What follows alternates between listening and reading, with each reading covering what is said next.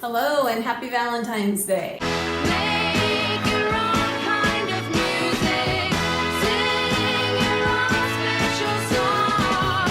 Make your own kind of music, even if nobody else sings along. I'm single, some of you are single, it's our favorite day, right? Right, yeah, we love it. People getting chocolates, and let me talk a little bit bitter. Actually, I'm not going to. So what I'm going to address today is single life on Valentine's Day and a Valentine's Day that changed my life. You know, it's funny, I spent most of my life not liking Valentine's Day, even when, I think in kindergarten I liked it. Yeah, making the little, crayon drawing, the cute little envelopes and stuff like that. I think I liked it until I got to be, let's be honest, I was always boy crazy. I can't say until I started liking boys, because my first boyfriend was when I was in preschool. So I can't use that, but I think I started not being a fan when I was about in the 6th grade. Maybe a little around there when I started to really notice those boys weren't really noticing me. Maybe until I was about, 5th, 6th grade, something like that, until when the giving candy novelty kind of wore off. And maybe when we stopped giving Valentine's Day in class. Oh, thank you, Shani. I ate all the chocolates inside. Thank you. You're That helps welcome. me on my springtime. Trigger warning. Now you have a Valentine. Oh, this is the best. And Paul gave that to me. That's empty. Yep. No, he gave it to me Oh, full. he gave it to you full. And then I ate it. Oh, I this saved is one the for best. you.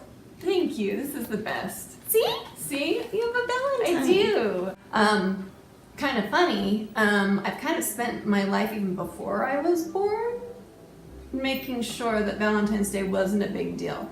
I was due on Valentine's Day, and so I'm very proud of myself since, I had so much to do with it. The fact that I came 2 weeks to the day early. There are some things to dislike about Valentine's Day if we let it. Or there's some things I'm going to talk about how to make it better. I'm going to talk about how to enjoy Valentine's Day and even when you are single. But what are we really missing? First thing I'm going to say is there are a lot of things to like, but then sometimes you get to the bitter single stage where it's just like my favorite meme actually is the Will Ferrell one. I don't know if you guys have seen it, but it says, "How I'm going to spend Valentine's Day. Naked on the floor with a bottle of liquor in my hand, screaming Adele songs at my cat." It makes me happy. I think it's hilarious. Anyway, so what are we really missing? We all like going out and, having dates or whatever, but it's February and it's cold.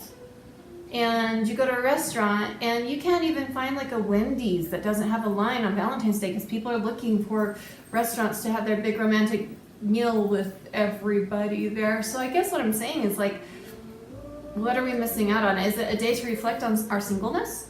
I guess it could be. And there are a lot of ways we can do it. Now, one thing, I'm not going to tell you to suck it up and deal. That's one thing that I hope you never get from my channel. I'm going to talk about ways to maybe look at things differently, but never suck it up and deal. You own your emotions. I think that's very important.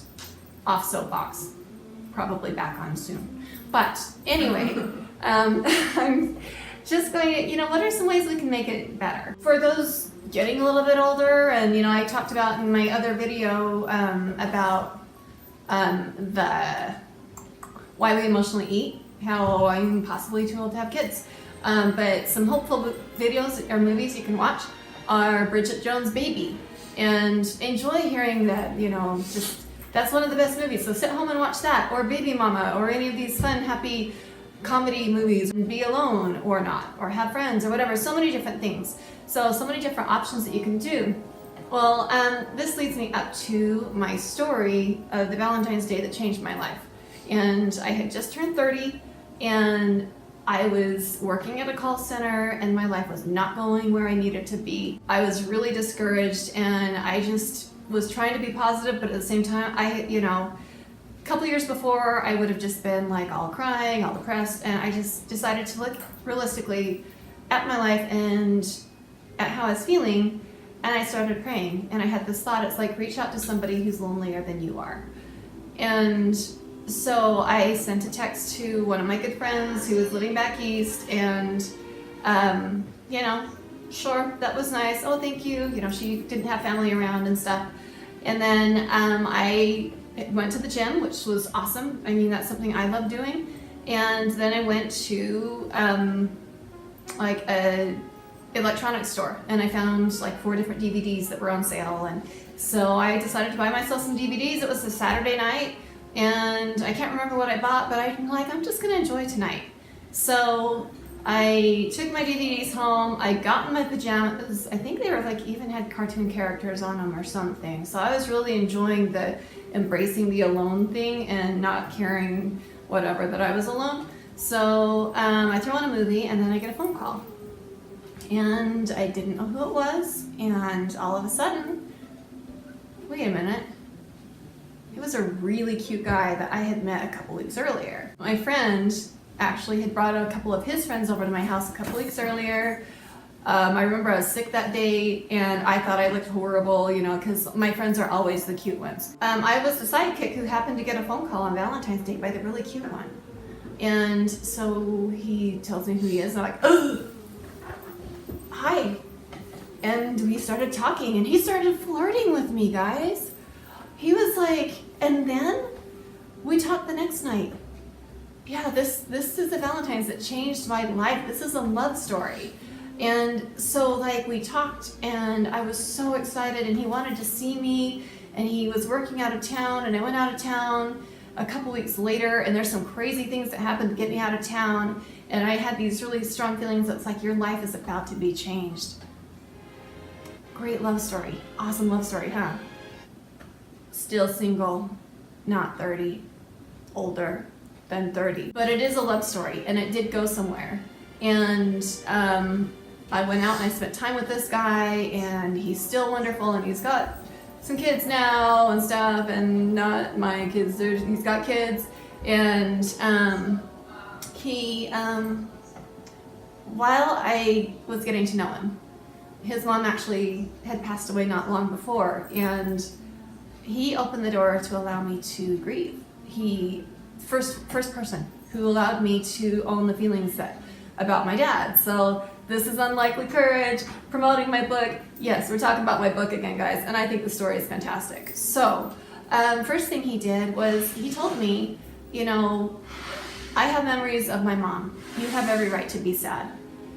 This is now one of my biggest things to share with people, is the right to be sad and the right to own their feelings. And you know, so that kind of sunk in a little bit. And then a couple weeks later, we're talking on the phone, and you know, we of course, you know, kissed and whatever, but it didn't go anywhere. By the end of the trip, it was kind of like I wanted it to work out. Of course, I wanted it to work out. I wanted to impress him, and so he gave me some ideas of things to do. And oh yeah, I didn't have my college degree, and so he encouraged me to go back to college. Now, keep in mind, this isn't something I didn't do it for him.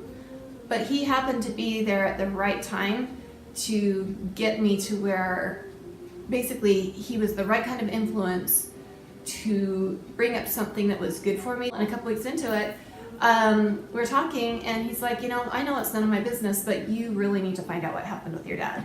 You need to find out the details about what happened. So I'm like, his mom died, he gets it. So I listened, and I'm going to stop there as far as this goes. But the love story that I'm talking to you about is, it's not a love story with me and him. I care about him. He's a wonderful person. I'm happy for him. I'm so grateful he came into my life. But the love story is a love story between me and learning to love myself more. Me knowing who I was, who I am, and learning to love my dad more. It's a love story about how I was able to gain so many friends. And, you know, let's not even start talking, well, let's start talking about taps. And some of the best friends I've ever met in my life. You know, now I'm choosing Valentine's Day to celebrate more of the several years that have passed since that Valentine's Day that changed my life. And this book that I'm writing, and the opportunities I've been given to not just, you know, be able to celebrate the fact that I know who I am more. I know more about what I was dealing with. My heart was able to heal, but to be able to help other people to do the same. So that, in a nutshell, is how Valentine's Day changed my life. And I now I'll use it as a day to celebrate and be like, okay, what's the next chapter? What am I going to do now? So this year, I'm getting ready to run my third half marathon. It's down in Las Vegas. In fact, tomorrow I'll be packing. I'll be taking my dogs to my mom's. I'll be getting ready to go on this race, and I'm so excited. You guys, the Saints and Sinners Half Marathon in Vegas, awesome. I love it. So anyway, I'm going to be packing, getting ready to leave on Thursday to run the race on Saturday. So a little bit of a cool story, speaking of taps and everything. One of my closest taps friends is actually a chief of her village in Samoa. And she lived in Vegas for a really long time. We talked around Christmas time and she was in Vegas. And I'm like, hey, I'm going to be down there. And I'm going to be down there in February. I want to see you. Oh, she's going back to Samoa January 1st. So anyway, today I got a card from her. And it said that she was going to be, well, she said something about taking care of her dad. And the address was from Vegas. And I'm like, so I texted her and she's still out there and we're going to run this race together. And I get to run it with another TAPS friend of mine who's coming out from North Carolina and a couple other friends. And so I'm just really, this Valentine's Day, I'm really getting to do some things that I love doing, spending time with people that I absolutely love spending time with and just going out and having a good time. So I want to wish you guys all a very happy Valentine's Day. Enjoy yourselves. Watch Bridget Jones' Diary. Watch Baby Mama. Eat the pizza that you want and just suck it up and be happy. No, and just enjoy the day and do whatever you want. If you want to sit naked screaming Adele songs at your cat, do it and enjoy yourself. Little update on the dog. He seems to be doing okay. I'll take him to the vet in a week. So I'll tell you more about that later. But also please comment below other things you want to hear more about. So thanks for watching Unlikely Courage with Alicia Johnson and Let Your Fears Inspire. And You got it. One more. Okay. Thanks for watching Unlikely Courage with Alicia Johnson, and I'm reminding you again to let your You got it. Thanks for watching Unlikely Courage with Alicia Johnson. Wait, you were laughing that time. I know. Okay, I need to shut up. Just kidding. Okay, go. Okay. So thanks again for listening to my stories, and I hope that you're enjoying your Valentine's Day and every day after. Guess what? It's almost spring, so that makes it even better. So thanks for watching Unlikely Courage with Alicia Johnson, and I'm just reminding you to let your fears inspire you to be brave and live. Talk to you next time.